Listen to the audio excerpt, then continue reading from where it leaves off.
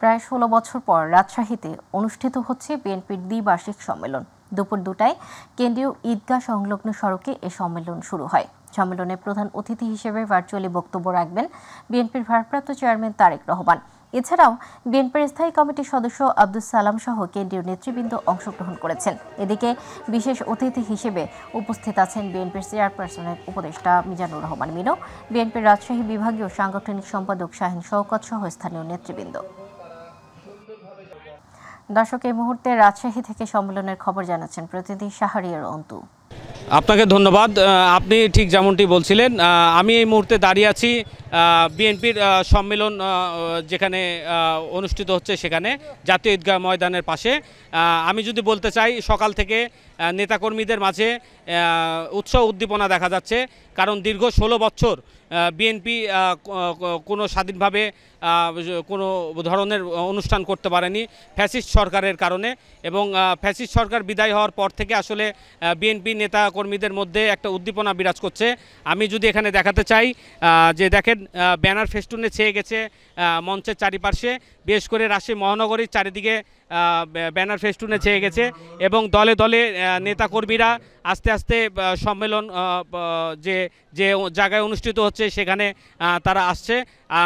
বিশেষ করে কেন্দ্রীয় বিএনপির কেন্দ্রীয় স্থায়ী কমিটির সদস্য আব্দুস সালাম এবং সালাম সহ বিএনপির কেন্দ্রীয় যারা নেতৃবৃন্দ রয়েছে তারা ইতিমধ্যেই অনুষ্ঠানে যোগ দিয়েছে, এবং আরও যারা যোগ দেয়নি কেন্দ্রীয় নেতারা, তারাও কিছুক্ষণের মধ্যে অনুষ্ঠানে যোগ দিবে।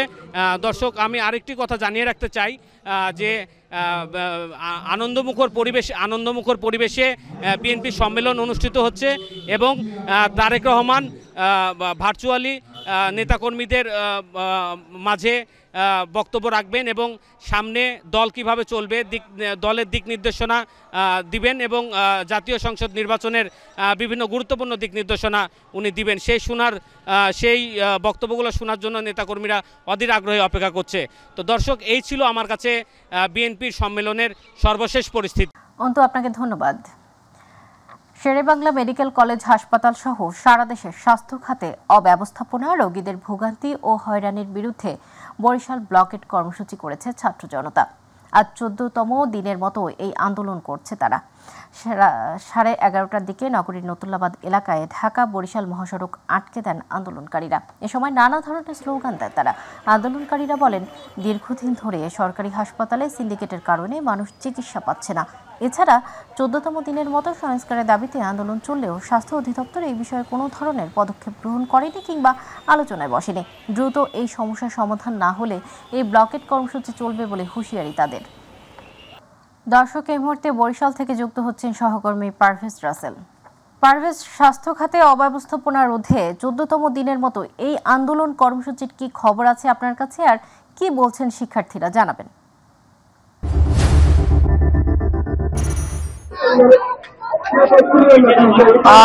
সদা যেমনটা জানতে চেয়েছেন, জানেন যে 14তম দিন কিন্তু চলছে শিক্ষার্থীদের আন্দোলনে বরিশাল। এই মুহূর্তে তারা বরিশাল ব্লকেটের যে কর্মসূচি কেন্দ্রীয় নতুল্লাবাদ বাস টার্মিনালে সকাল 11টা থেকে কিন্তু চালিয়ে যাচ্ছে একটানা এই ব্লকেট কর্মসূচি, এবং তারা বিশ্বাস করে বিগত দিনের গণ অভ্যুত্থানের যে আন্দোলন, সেই আন্দোলন বরিশাল থেকে শুরু হয়েছিল, এবং সেই আন্দোলনের ধারাবাহিকতায় কিন্তু তারা আছে বরিশাল কেন্দ্রীয় নতুল্লাবাদ বাস টার্মিনাল। আমরা যেটা বলবো, বরিশাল থেকে ঢাকা থেকে খুলনা সদর কুয়াকাটা অব্দি পর্যন্ত এই রুট থেকে কিন্তু যাতায়াত করতে হয়। সকল গণপরিবহনগুলো কিন্তু এখান থেকেই চলে, তাই সেই বাস টার্মিনালে তারা এই মুহূর্তে ব্লকের কর্মসূচি পালন করছে, এবং তারা বলছে তাদের দাবি আদায় না হওয়া পর্যন্ত স্বাস্থ্য খাতের সকল সরকারি যে প্রতিষ্ঠানগুলো রয়েছে, স্বাস্থ্য কমপ্লেক্সগুলো রয়েছে, Barishal Sher-e-Bangla medical college hospital রয়েছে, সেসব জায়গায় যদি স্বাস্থ্য খাতের সংস্কার করা না হয়, চিকিৎসা সেবা নিশ্চিত করা না হয়, সাধারণ মানুষ, সাধারণ রোগীদের শতভাগ চিকিৎসা সেবা নিশ্চিত না হয়, তো তারা এই আন্দোলন থেকে কোনোভাবেই উঠবে না। তাদের এই আন্দোলন কিন্তু চলবে, এবং তারা বিশ্বাস করে যে যত আন্দোলন রয়েছে সব আন্দোলনের ধারাবাহিকতায় কিন্তু বরিশাল থেকে শুরু হয়েছিল, এবং সেই ধারাবাহিকতায় এই আন্দোলন কোথায় রূপ নেবে তা কিন্তু তারা এখন পর্যন্ত জানে না। শিক্ষার্থীরা সকাল থেকে একটানা দুপুর পর্যন্ত কিন্তু তারা রাজপথে রয়েছে এবং তারা বিশ্বাস করে তাদের দাবিগুলো যৌক্তিক এবং তারা বলছে যে স্বাস্থ্য যিনি সচিব রয়েছেন, স্বাস্থ্য উপদেষ্টা রয়েছেন, তারা তাদের সাথে এসে কথা বলবে এবং এর মধ্যে দিয়ে তারা সমাধান করবে।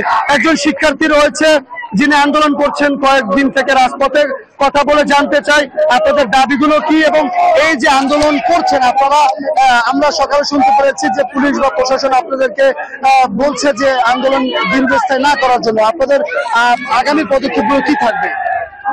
ধন্যবাদ। আমরা 14 দিন ধরে আজকে রাজপথে আছি, 14তম দিন আজকে, যেখানে আমরা আমাদের দাবিগুলো সামনে নিয়ে আসছি। হচ্ছে গিয়ে স্বাস্থ্যখাতের সংস্কার, পুরোপুরি স্বাস্থ্যখাতের সংস্কার। এখানে শুধু বরিশাল শেরেবাংলা মেডিকেল না, যে শেরেবাংলা মেডিকেল একটা দুর্নীতির আখড়া সেটা সবাই জানে। আমার কাছে সারা বাংলাদেশের স্বাস্থ্যখাত জানি সংস্কার হয়। এখানে আমাদের দাবিগুলো আছে এমআরআই, আইসিইউ, তারপর ক্যাথল্যাব, এগুলো যেন আধুনিক যন্ত্রপাতি আসে, ডক্টররা যাতে আলাদা ক্লিনিক হসপিটাল খুলে না বসে, সরকারি সেবাটা যেটা আছে শেরেবাংলায় সেটা সুষ্ঠুভাবে দেয়। এগুলো এইসব আন্দোলন নিয়ে আমরা আছি। যদি আমাদের দাবি না মানা হয়, আজকে সকালে আমাদের উপরে আক্রমণ করা হয়েছে সেনাবাহিনী, পুলিশ, র্যাবের পক্ষ থেকে। সেই আক্রমণ আমরা প্রতিহত করে আমরা এখনো রাজপথে আছি। আমাদের যতক্ষণ না দাবি না মানা হবে, আমাদের সাথে পুলিশ, সেনাবাহিনী বা উপরোক্ত লোকেরা কথা বলার জন্য অনেক ট্রাই করেছে যে আন্দোলনের কর্মসূচি জানি আমরা ছোট করি বা টাইম কমিয়ে আনি, তা আরো না করি বা কিছু এরকম কথা বলা। ঠিক আছে, ধন্যবাদ। যেমনটা জানাচ্ছিলেন এই শিক্ষার্থীর পাশাপাশি আমরা আরো জানিয়ে রাখতে চাচ্ছি যে বরিশালে শুধু একটি দুটি না, সকল শিক্ষার্থী কিন্তু এই মুহূর্তে রাস্তায় নেমে এসেছে এবং তারা প্রত্যেকে দাবি করছে স্বাস্থ্য খাতের সংস্কার। তারা বিশ্বাস করে বিগত দিনের আন্দোলনের মধ্যে দিয়ে গণঅভ্যুত্থানে যেমন নতুন বাংলাদেশ পেয়েছে, তারা এই আন্দোলনের মধ্যে দিয়েও আগামীর স্বাস্থ্য খাতের সংস্কার করতে পারবে। আপাতত এই রয়েছে বরিশাল থেকে আমার কাছে স্বাস্থ্য খাতের আন্দোলন, শিক্ষার্থী আন্দোলনের যতটুকু তথ্য ছিল। পারভেজ, আপনাকে ধন্যবাদ। দর্শক, বরিশাল থেকে ব্লকেট কর্মসূচির সর্বশেষ সংবাদ জানাচ্ছিলেন আমাদের সহকর্মী পারভেজ রাসেল। চলে যাচ্ছি পরবর্তী প্রসঙ্গে। রবীন্দ্র বিশ্ববিদ্যালয়ের স্থায়ী ক্যাম্পাসের দাবিতে উত্তরবঙ্গের মহাসড়ক ব্লকেট 2.5 ঘন্টা পর পরবর্তী কর্মসূচি ঘোষণা করে স্থগিত করেছেন শিক্ষার্থীরা। যান চলাচল শুরু হয়েছে। এর আগে সকাল 11টা থেকে রবীন্দ্র বিশ্ববিদ্যালয়ের শিক্ষার্থীরা স্থায়ী ক্যাম্পাস নির্মাণের দাবিতে উত্তরবঙ্গের সঙ্গে ঢাকার সড়ক যোগাযোগ বন্ধ করে দেয়। এতে ঢাকা পাবনা, ঢাকা রাজশাহী ও ঢাকা বগুড়া মহাসড়কে যান চলাচল বন্ধ হয়ে যায়। এতে ভোগান্তিতে পড়েন যাত্রী ও চালকেরা। স্থায়ী ক্যাম্পাস নির্মাণের উন্নয়ন প্রকল্প প্রস্তাব অনুমোদনের দাবিতে গত 26 জুলাই থেকে বিশ্ববিদ্যালয়ের সামনে ঢাকা পাবনা মহাসড়ক অবরোধ সহ মানববন্ধন ও অবস্থান কর্মসূচি চালিয়ে আসা শিক্ষার্থীরা সম্প্রতি 48 ঘন্টার আলটিমেটাম দিয়েছিলেন। নির্ধারিত সময়ের মধ্যে কোনো সমাধান না আসায় আজ তারা এই অবরোধ কর্মসূচিতে যান।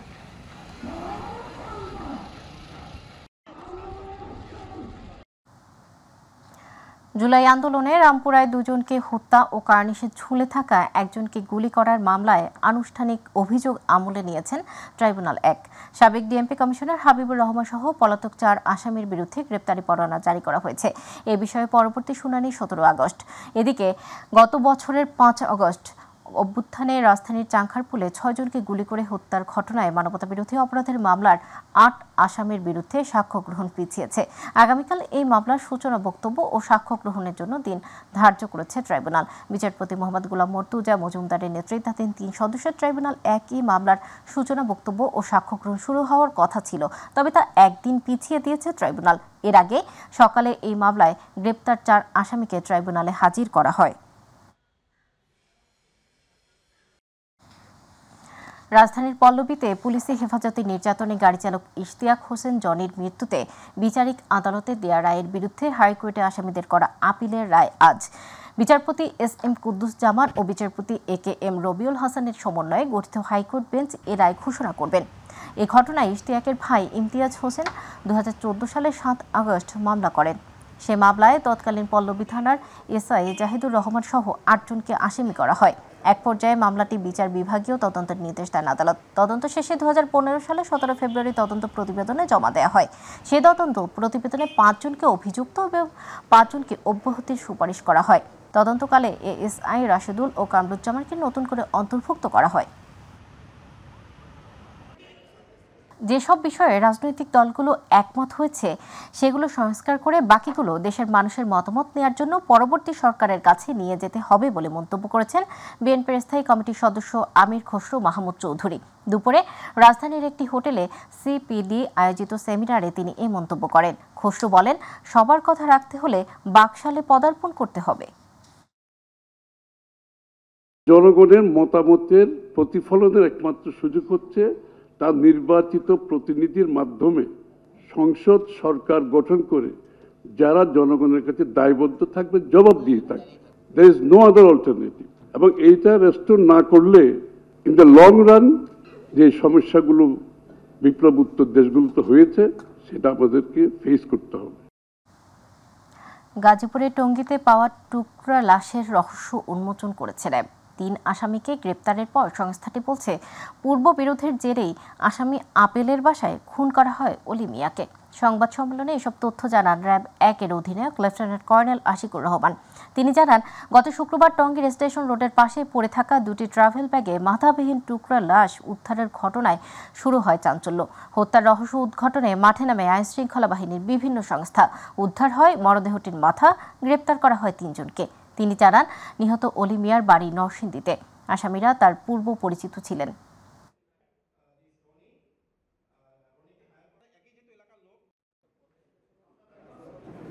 উপসংবাদের ভিত্তিতে র্যাব 1 উত্তরা ঢাকা এবং র্যাব 7 চট্টগ্রামের যৌথ অভিযানিক দল বর্ণিত স্থানে অভিযান পরিচালনা করে 1 তারিখ আনুমানিক দুপুর 14:30 ঘটিকায় সময় উক্ত আসামিদেরকে গ্রেপ্তার করে।